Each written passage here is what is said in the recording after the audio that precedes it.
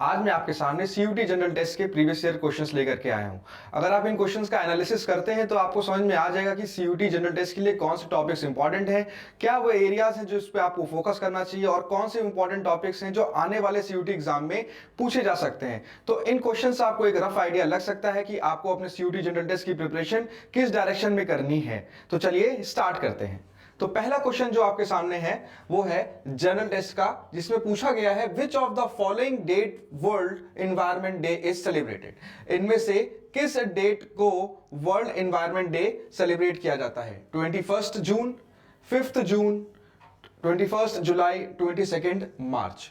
तो इसका correct answer है 5 जून। अब अगर आप देखें थोड़ा सा हिस्ट्री में तो 5 जून 1972 को पहली बार एक कॉन्फ्रेंस हुई थी स्टॉकहोम में, और उसके बाद यूएनईपी, जिसका फुल फॉर्म है यूनाइटेड नेशंस एनवायरनमेंट प्रोग्राम, इसका एस्टैब्लिशमेंट हुआ था। और इसका एस्टैब्लिशमेंट हुआ था कीनिया में, जिसकी कैपिटल है नैरोबी। तो ये एक रेलेवेंट पॉइंट है जिससे कि आप दो चीजें याद रख सकते हैं कि यूएनईपी का हेडक्वार्टर कहां है, प्लस कि 5 जून का रिलेवेंस क्या है। तो 5 जून को ही हमने पहली बार इस चीज को बनाया था और उसी समय डिसाइड किया था कि आने वाला जो भी 5 जून है उसे हम क्या बनाएंगे, वर्ल्ड एनवायरनमेंट डे। इसी हिसाब से कुछ इंपॉर्टेंट डेट्स हो जाती हैं, जैसे world ozone day, world wetland day. Comment करके जल्दी से बताइए कि ये दोनों जो डे हैं ये कब मनाए जाते हैं, इनकी इंपॉर्टेंट डेट क्या है। चलिए आगे बढ़ते हैं अपने नेक्स्ट क्वेश्चन की तरफ। वो है which organisation publish the human development index report? UNDP, UNESCO, IMF, UNICEF. ठीक है, किस ऑर्गेनाइजेशन ने ह्यूमन डेवलपमेंट इंडेक्स रिपोर्ट को पब्लिश किया था? यूएनडीपी, जिसका फुल फॉर्म है United Nation Development Programme, UNESCO, United Nation Educational Scientific and Cultural Organisation, IMF, International Monetary Fund, फिर है United Nation International children's Emergency Fund. तो इनमें से कौन सा ऐसा ऑर्गेनाइजेशन है जो ह्यूमन डेवलपमेंट इंडेक्स को पब्लिश करता है, ये पता होना चाहिए, और उसका सही जवाब है यूएनडीपी। थोड़ा सा इसका अगर हिस्ट्री देखें तो यूएनडीपी को 1991 में एक रिपोर्ट बनाई गई थी, इसका नाम था ह्यूमन डेवलपमेंट इंडेक्स। महबूब उल हक, महबूब उल हक, और इनकी हेल्प की थी अमर्त्य सेन, और इसके लिए इनको नोबेल प्राइज भी मिला था। तो आपको ये तो याद रखना ही है। साथ ही में कुछ इंपॉर्टेंट रिपोर्ट्स होती हैं, ग्लोबल जेंडर गैप रिपोर्ट, ठीक है, global economic prospect report, world investment report, ठीक है, इंटरनेशनल लेबर ऑर्गेनाइजेशन की रिपोर्ट्स। तो इंपॉर्टेंट ऑर्गेनाइजेशन की क्या रिपोर्ट्स होती हैं ये आपको पता होना जरूरी है। साथ ही साथ में इसका हेडक्वार्टर पता होना भी जरूरी है कि यूएनडीपी का हेडक्वार्टर कहां है।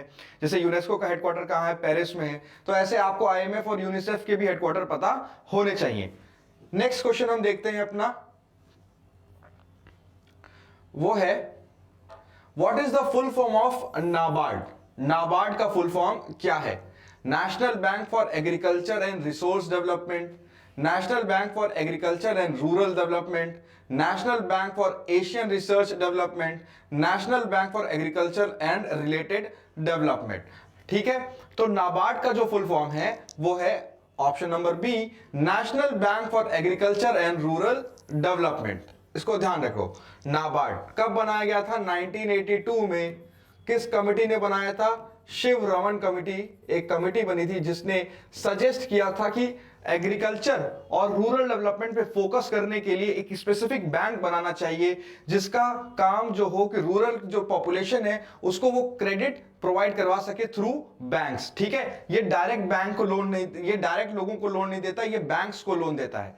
ऐसे ही फुल फॉर्म आपसे पूछा जा सकता है आरबीआई का, सिडबी का, ठीक है, सेबी का, इन सब का फुल फॉर्म पता होना चाहिए। अगर आप वीडियो देख रहे हैं तो आप इसमें लिखिए कि सिडबी का फुल फॉर्म क्या है, सिडबी का फुल फॉर्म क्या है। नेक्स्ट क्वेश्चन जो इसमें बन सकता है वो ये बन सकता है कि इसका हेडक्वार्टर कहां है, और एक तो मैंने बता दिया कि इसका एस्टैब्लिशमेंट ईयर क्या है। तो ध्यान रखना है कि इसका हेडक्वार्टर कहां है, ऐसे ही आरबीआई का हेडक्वार्टर क्या है, सिडबी का हेडक्वार्टर क्या है और सेबी का हेडक्वार्टर क्या है, ये सारे हेडक्वार्टर्स आपको पता होने चाहिए। चलिए देखते हैं हम लोग अपने नेक्स्ट क्वेश्चन को। वेरी वेरी इंपॉर्टेंट टॉपिक, ये एक क्वेश्चन में मैच लिस्ट 1 विद लिस्ट 2, यहां पे लिस्ट 1 दिया हुआ है और यहां पे लिस्ट 2 दिया हुआ है। यहां पे है कंट्रीज और यहां पे है कैपिटल, यानी जितनी भी कंट्रीज हैं उनके हमें कैपिटल पता होने चाहिए। अच्छा, सारी कंट्रीज के अगर याद नहीं है तो कुछ इंपॉर्टेंट कंट्रीज के पता होने चाहिए, जैसे यूक्रेन का आपको पता होना चाहिए क्योंकि यूक्रेन रशिया का कॉन्फ्लिक्ट चल रहा था, इसलिए शायद इसने पूछा है।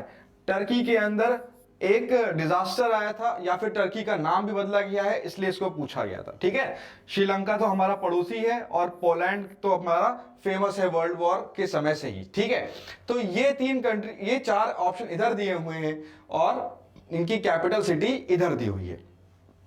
चलिए सॉल्व करते हैं इसको और देखते हैं कि इसको आप कैसे इजीली सॉल्व कर सकते हैं। पेपर में आप हो सकता है कि चारों मिलाने लग जाएं, जरूरी नहीं है कि आप चारों मिलाएं, अगर आपको एक भी ऑप्शन मिल जाता है तो उसको आप सॉल्व कर सकते हैं, पर हम यहां पे चारों मिलाएंगे।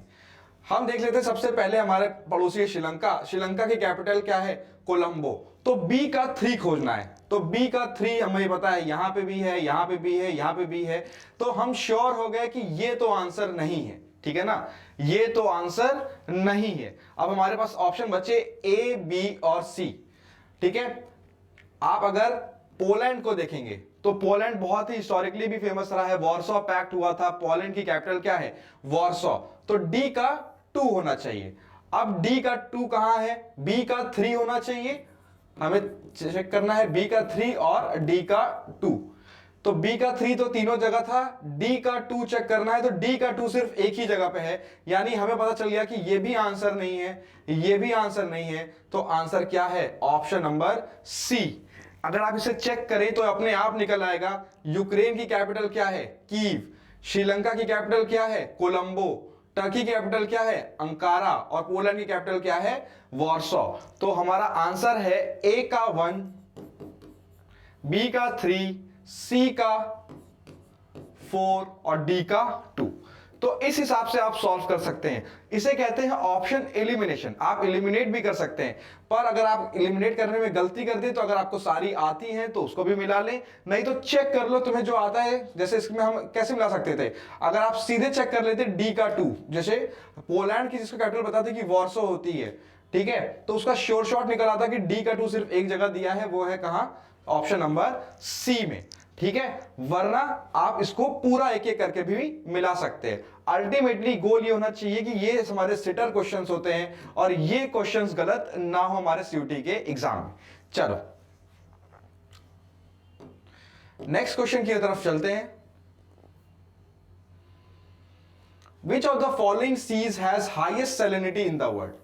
इनमें से कौन से सी के अंदर सबसे ज्यादा सैलिनिटी है? Option A Dead Sea, option B Black Sea, option C Red Sea, option D Mediterranean Sea. अब इसके क्वेश्चन को हम लोग और भी चेक कर लेते हैं। इसमें और भी पूछा जाता है कि बिगेस्ट सी कौन सा है, बिगेस्ट लेक कौन सी है। ठीक है, ऐसे कई सारे क्वेश्चंस होते हैं जो पेपर में आते हैं, ये इन कैटेगरी को हम कहते हैं सुपरलेटिव। और सीयूटी एग्जाम के अंदर जनरल टेस्ट के सुपरलेटिव डिग्री जो है बहुत ज्यादा पूछी जाती है, हाईएस्ट, लोएस्ट, डीपेस्ट। ठीक है ना, ये बहुत ज्यादा क्वेश्चन पूछा जाता है। वैसे तो हाईएस्ट सैलिनिटी है लेक वॉन टर्की में, पर सेकंड नंबर पे जो आता है वो है आपका डेड सी, तो इसका करेक्ट आंसर होगा डेड सी। ये 5 क्वेश्चन में हमें ये चीज समझ में आई कि ये आपसे कुछ कुछ करंट का भी टॉपिक पूछ रहा है, प्लस हिस्ट्री का भी टॉपिक पूछ रहा है, हल्का सा ज्योग्राफी का भी टॉपिक पूछ रहा है, और नाबार्ड अगर आप देखें तो हल्का सा वो इकोनॉमिक्स वाला भी पोर्शन वो पूछ रहा है। पर हर क्वेश्चन के कुछ कुछ बेसिक टॉपिक्स वो पूछ रहा है सीयूटी के जनरल टेस्ट के अंदर।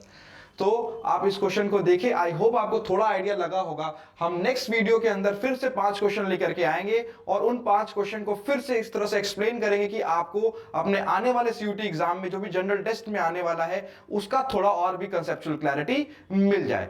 तक के लिए थैंक यू।